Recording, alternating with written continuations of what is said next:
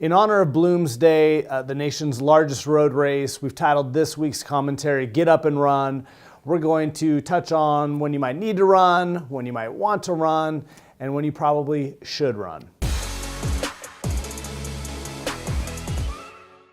So personally, I'm one of those people who only runs when chased out of necessity. Linebackers back in the day, Bears would surely qualify. I know for a lot of you, you run because you love it. We've got the largest road race in America coming up here in Spokane with Bloomsday. God bless you. I'd love to have that mindset. The meat of this week's commentary is talking about maybe when you should run, which is away from people giving you bad advice. To be honest, I'm a little pissed off right now. We've taken on a lot of new clients and prospects, and we're just seeing an unfortunate amount of bad advice being manifested. People making decisions that have hurt them, are setting them back. They're being sold products and ideas that, quite frankly, I'm not even sure the people selling them understand, or if they do, I'd question some of the ethics around where they're doing it. As I've said before, we got into this business to help people. It's what fires me up every day, gets me going, and I know that applies to my colleagues. We've had a lot of people upturn their entire practices and come here to be part of a company that, again, embraces that ethic, both in terms of how we want to treat clients, but the manner in which we want to do it also from a business and financial perspective. And so that's what I want to talk about this week, is some of the three big areas where I see people getting hurt and some of the different, again, problems in the industry manifesting. So the first one I'm going to call the cost of conflicts of interest. This is a huge one. Not only just telling people what they want to hear, which is that there is these silver bullets, whether that's a magic product or that they're the greatest stock picker in the world, or they can somehow prognosticate the future of the markets. It's all nonsense. I mean, it really is. It's so nice to think. I know those desires, whether it's the special diet plan or exercise plan, but as we all know, hard work and patience at the end of the day is what's going to help make anything meaningful happen. Dealt with a number of clients lately, I think a lot with the retirees that are happening around debt management versus keeping that money invested or doing something. And it's kind of, again, come back in twofold. There are those people who've been sold that there's some product that can help them do this. That's what they should be doing instead of that.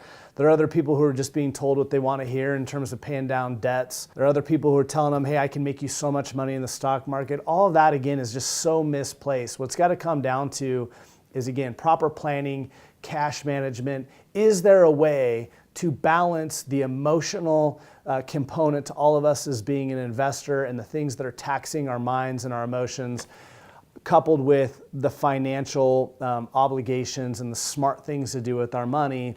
And the answer is that's very difficult to do when you have conflicts of interest around either the products and solutions that you're trying to bring to bear, or your ego, i.e. those people who think they can out-stock pick and time the stock market. Neither one of those are really going to get people where they go, and yet that tired value proposition continues to persist.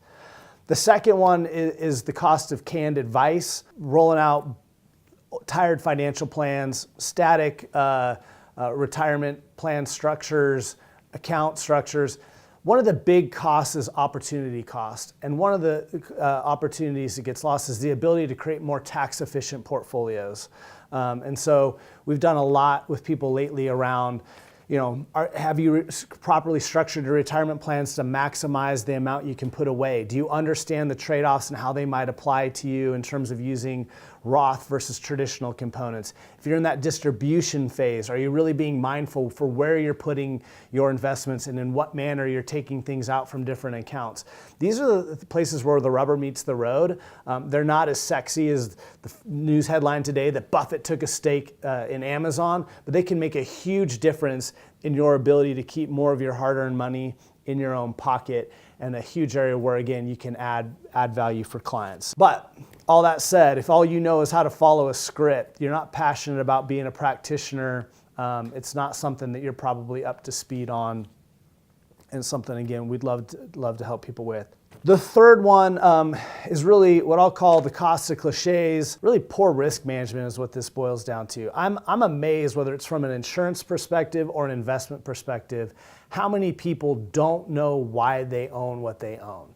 I've yet to run into someone with an insurance policy who's told me about the mindful process they went through to get to the number that they were using. I've run into time and time again people who think their investment portfolio is designed to do one thing or reflective of, this is a balanced, globally diversified portfolio and it's 98% US stocks. Again, that's not right or wrong. What's right is that people should know what they own and why they own it. But again, if all you're doing is trying to sell a product, sell a solution, and get on to the next client, that's not something you're probably making time to do with clients. And from everything we're seeing out there, not something that people are helping with. So what does this all come down to? We welcome the challenges, we welcome the hard discussions, we welcome the chance to give you a second opinion, but we want to matter. As I've stated many times before, we want to be in here in this business to help people and help get them where they want to go. And one of the things that's so gratifying to me is working with people. I had 2 of these conversations this week. One person who said, I was so apprehensive about getting to retirement, and not all that apprehension's gone now, but it's so much better now that I really understand the plan and what we're going to. Conversely, I had another prospect come in, meet with myself and some colleagues who just said, I love how you guys have well thought out answers to what I thought were my hardest questions. It's a neat thing. It's a neat thing to be able to go through with people. And again, something we'd love to do with you. This stuff matters. Yes, it's important that whoever you work with is nice. It's also equally important that they're competent. And there's just unfortunately a lot of people who are not taking the time to develop that craft.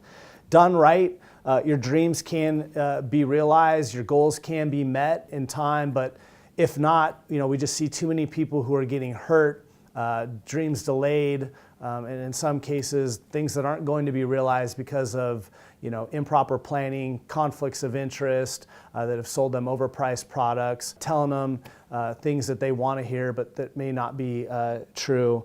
And we really, really hope for all of you that that's something that can be avoided. So again, on the positive note, there is hope, there is sunshine, and for so many of you this weekend, there's going to be a good sweat as you run Bloomsday. Best of luck to all of you doing it. We look forward to talking with you soon.